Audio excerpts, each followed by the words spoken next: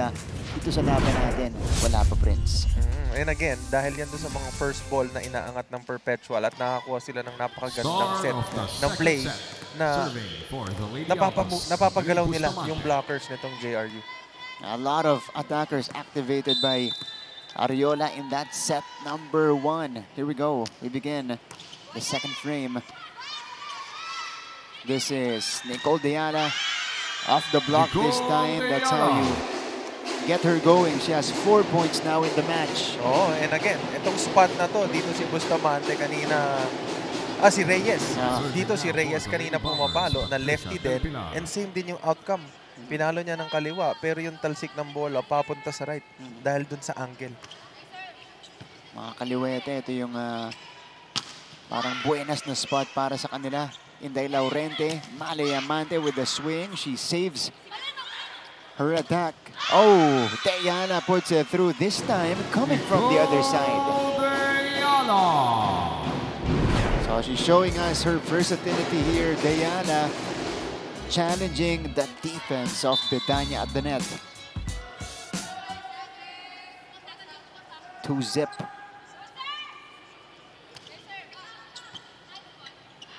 Here's the back set for Winnie Bedanya.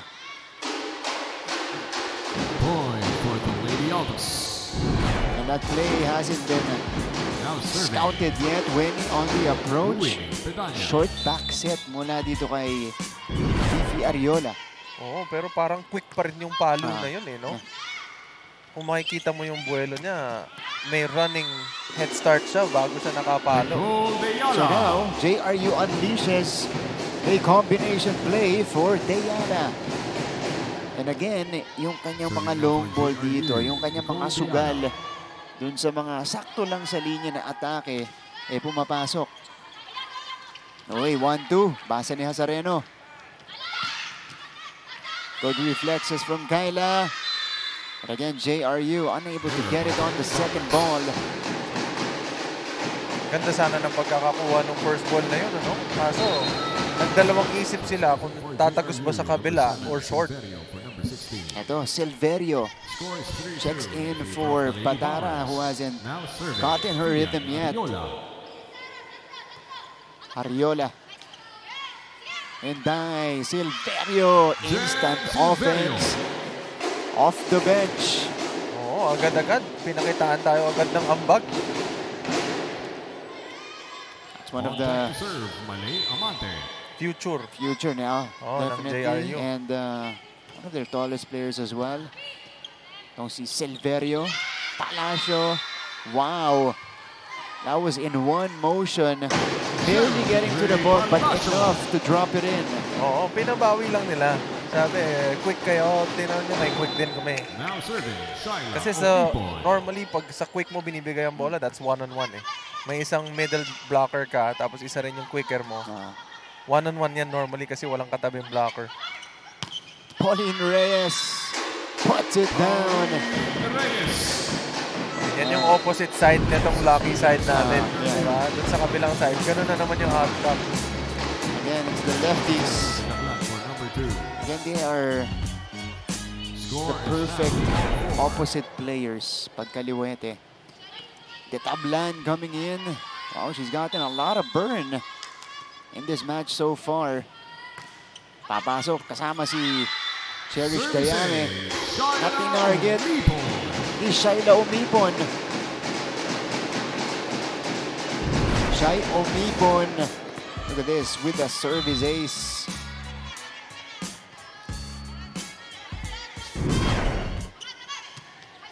Good pop-up. Quick attack.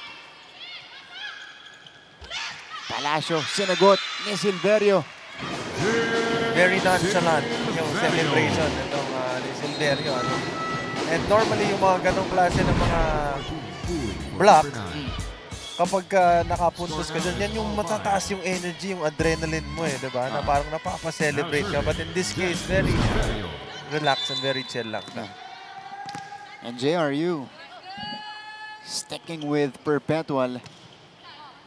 Nicely done. Bustamante unable to Bustamante. handed it for the Lady Bombers. Camille Bustamante scores.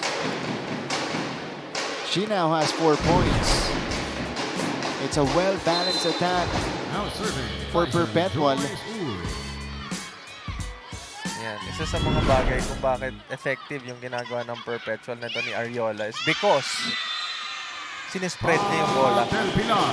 So ngayon yung strength ng JRU with their blocking, magkakaroon ng movement dun sa harapan kung saan ba talaga niya dadalhin. Meron kasi siyang mga fake passes eh. And then meron din siyang mga yung pinatatalo niya pero hindi niya dun dinadala yung bola, di ba? Yeah. A good pass. Set up. Wow! Bedanya Winnie flies in for the power kill. Oh, kalat na kalat yung score nitong Perpetual. Kung makikita nyo, halos lahat ng attacker nila may contribution. Reyes serving. And that time, she had 2 blockers. Iniwas ni Winnie. 7-6. Cherish Dayame. Dug up. Winnie Bedanya. Alonia with the effort. But again, Winnie Bedanya. naiangat sa una. Pero yung pangalawang bola hindi nakakuha ng JRU. That will lead us to our first technical timeout. We'll be back after this with a report of Micaela Mindanao.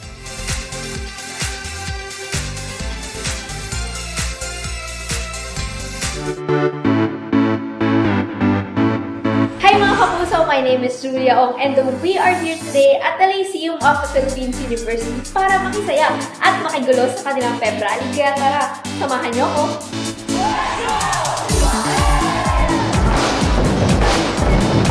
Hataw at walang keme sa pagsayaw, yan ang ipinamalas ng iba't ibang mga atleta mula sa host school ng NCAA Season 100, ang Lyceum of the Philippines University. Here on NCAA Season 100 Women's Volleyball Tournament kung saan nakakuha na po ng isang set ang Lady Altas against the Lady Bombers, and Martin and Prince said one slipped away but they are not backing down just yet for the Lady Bombers. Head coach Mia Choseco reminded the girls in their huddle na kailangan nila ng mas maayos na blockings either to stop or to slow down the attacks of their opponent. Gusto niya makita yung sipag sa depensa at yung enjoyment ng girls para mailabas ang tunay nilang laro. Ilaban nyo at huwag nyong ibigay ito was the last reminder that she said. Abangan natin how the Lady Bombers will regroup and shift the momentum into their favor. Martin and Prince? Thank you so much, Micaela Mindanao, our courtside reporter. Blocking is just one of the few problems of JRU in this match so far. Even in the receptions, they're having problems as well. Pero yung blocking na naging weapon nila against San Beda ay wala pa rin. And they gotta do better when it comes to reading the attackers of Perpetual.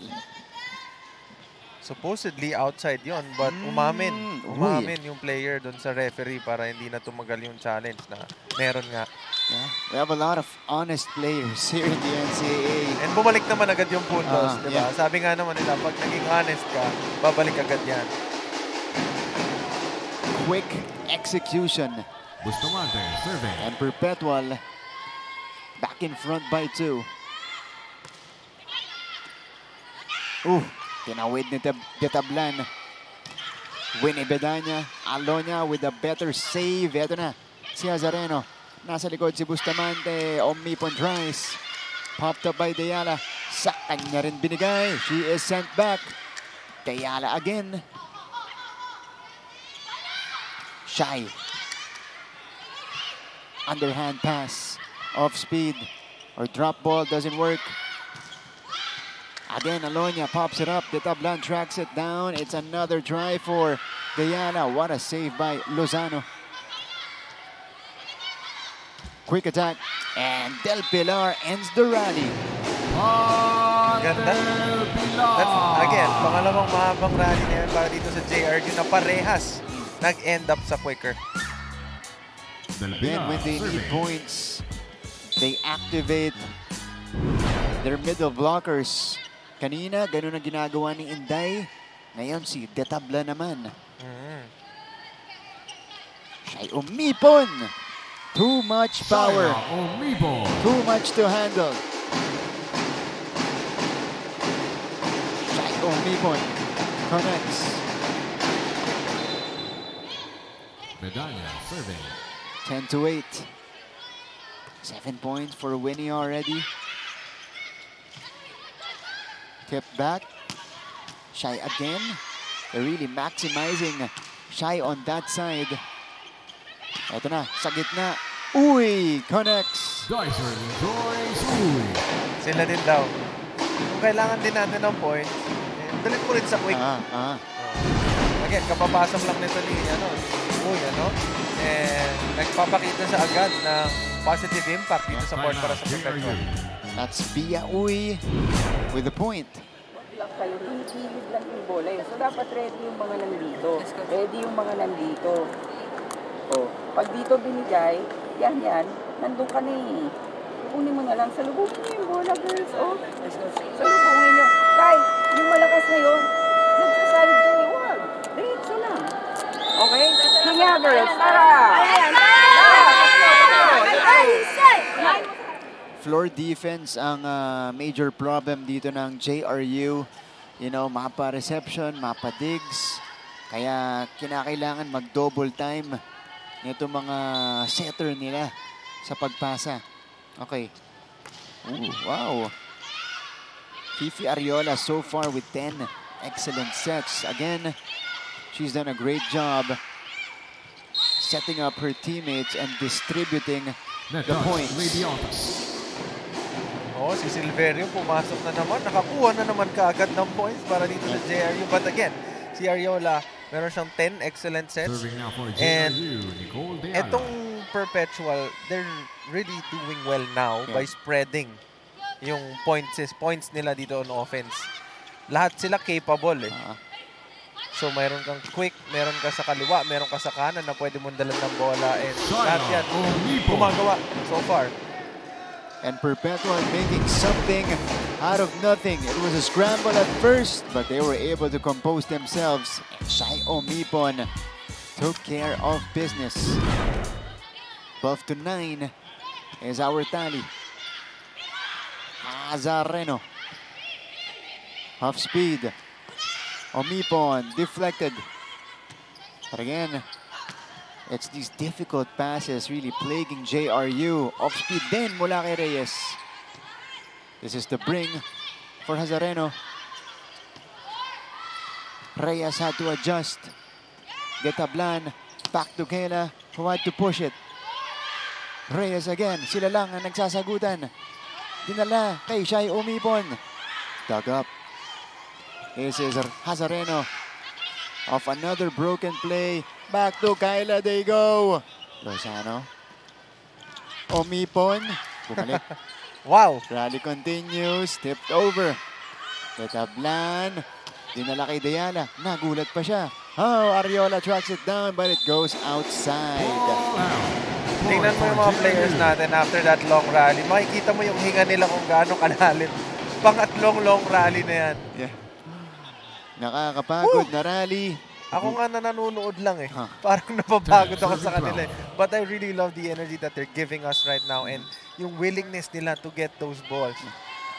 Both teams making an effort, tirelessly going after the ball. A lot of heat, kept alive, but unable to send it across was Hazareno. Ready na sana akong paluin yun, Martin. Nakaposisyon ka na nga eh. Papakita ko sana sa kanila kung paano yung ano eh. Nasetapan ka na. 13-10. 7 points now for Shy. Uy! Yeah, that's a faulty set coming from Getablan. Double contact. Caused the error on Getablan as this could start and spark a rally from Perpetual. And we both know na ma-maximize nila yung mga ganun. Yeah. And as I mentioned that, service ace mula dito kay Shy Omipon Hunawas, 8 points.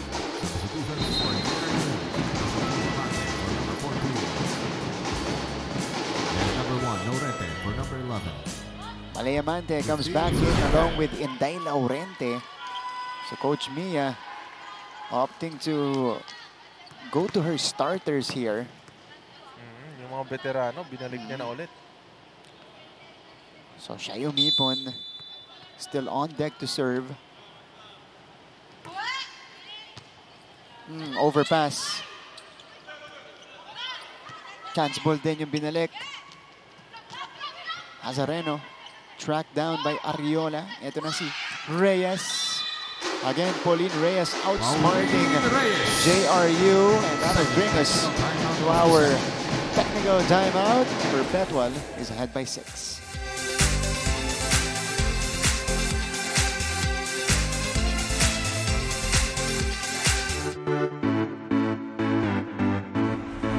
What is up mga ka-NCAA? Ako po si Christine San Agustin. Samahan po ninyo ako dito sa Mapua University para saksihan ang kanilang pep rally bilang suporta syempre sa kanilang mga atleta na ready nang sumabak sa NCAA Season 100. Let's go!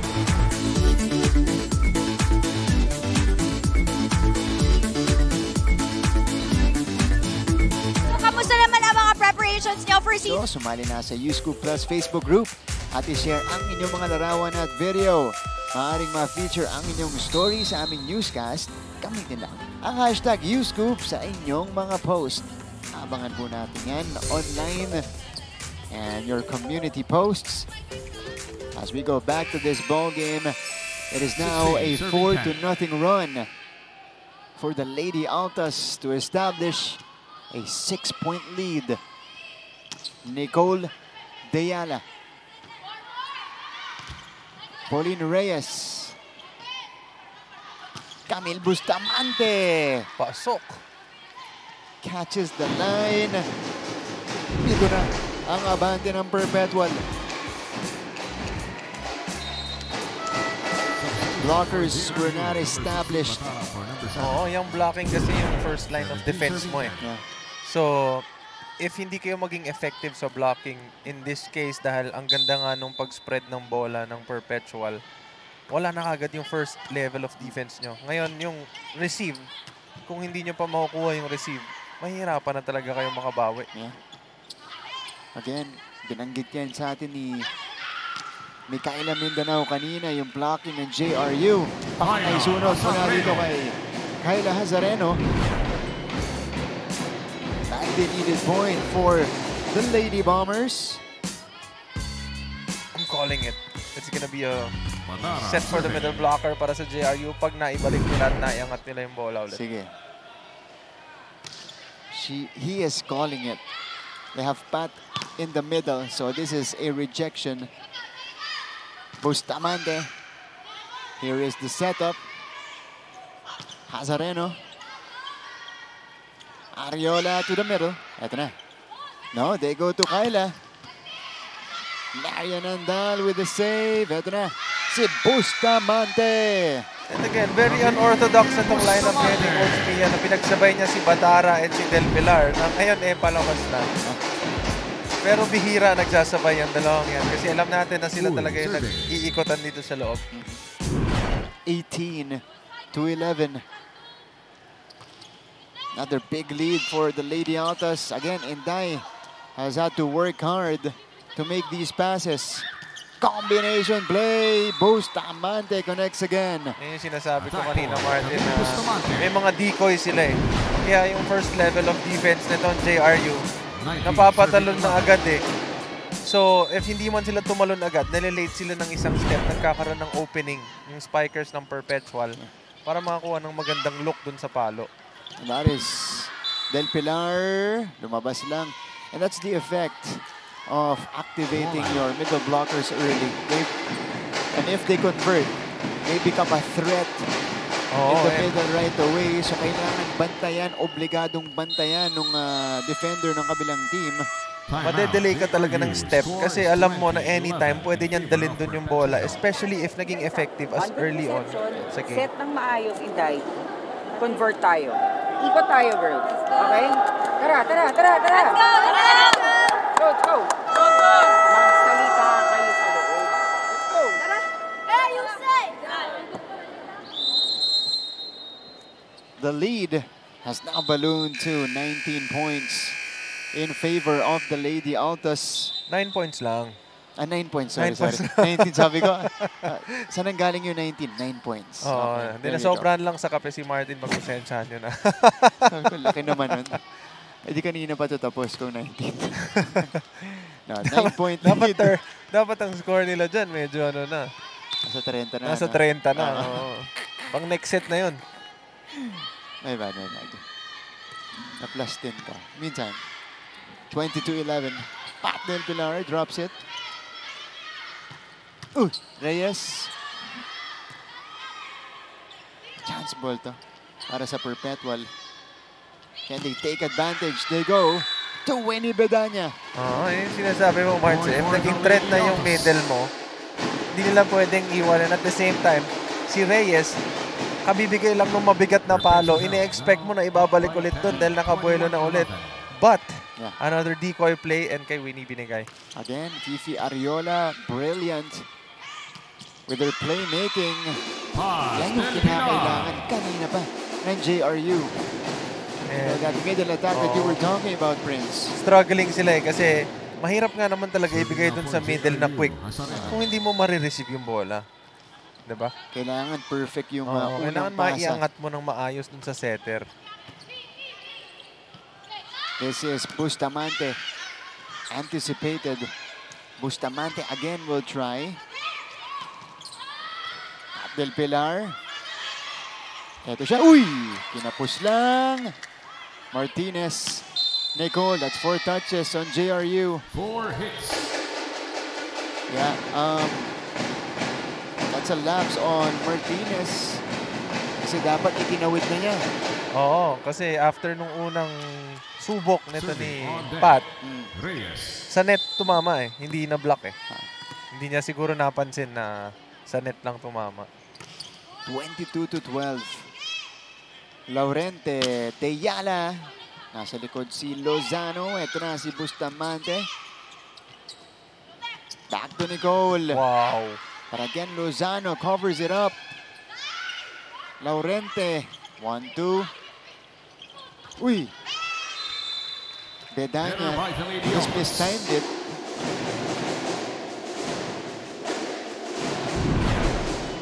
This is a healing set from Fifi. Masyadong mataas. Masyadong mataas yung set. Hindi naabot. Hindi naabot. Running strike. Pero sinubukan niyang pabawiin. Yun nga lang. Andun si Pat.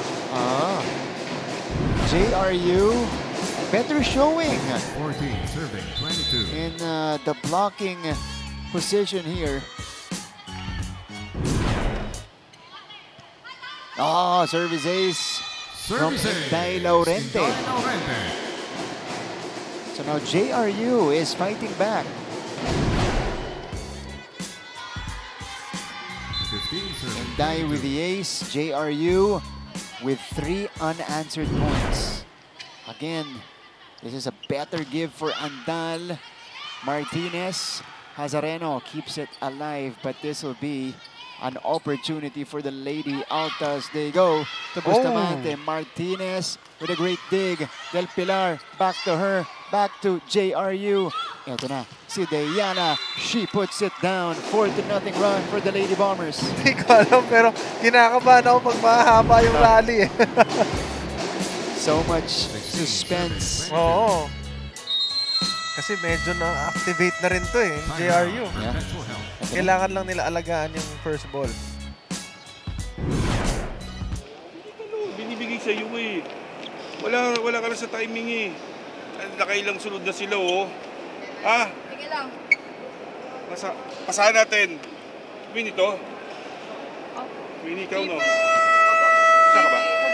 Ito? O beat. Harap mo na lang. Pag walang receive, mag-usap ha.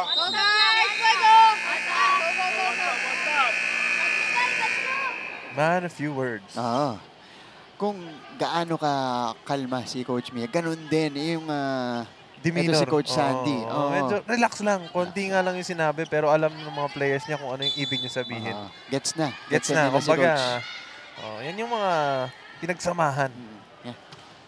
Tignan natin. A better pass. Winnie Bedanya. Winnie. Inside for Winnie. Tulad ng sabi ni Coach, kunin mo lang yung unang bola. Bigay mo ulit kay Winnie. Kasi hindi niya nakuha yung dalawang timing back-to-back sets sa kanya kanina. Binabawi agad. Ito, Bedanya off the middle. On the line. Malayamante. Diretso yan kay Lozano. Ito na si Shai Omipon outside for Shai. 17-23. Pwede pa. Does not get over, but it's gonna be an uphill climb. Oh, may game nga na kinover tayo na mas malaki yung hinabol. Kanina, first game natin, third set. Ahead ng Mapua, 21-16. Nanalo ang Benilde, 26-24. Oh, Diala. Set up for Perpetual. Uy. That one bounced off the net. Shai Omipon brings Perpetual into the set point situation. Oh, kanina pa kasi binibigay kay Bedanya yung bola. Umipon muna ng lakas para dito. Napakagandang set para kay Shai. Nabuhay na ulit si Shai. Kanino mo pa yun na nililista sa isip mo? Kanina ko pa nililista sa isip ko yun eh. Mamaya gagamitin ko to. Pag nakapunto si Omipon, labas ko na. 24-17, Diala. Oh, Laurente. Uy, tip back by Uy. Wow. 25-17, that's the winning point in the second set. Via Uy. Returns it. Okay, sa angulo natin, parang hindi pa umaabot sa kabilang side eh. But with that replay, kita naman na lumagpas na. So, 2 sets to none lead for the Lady Altas.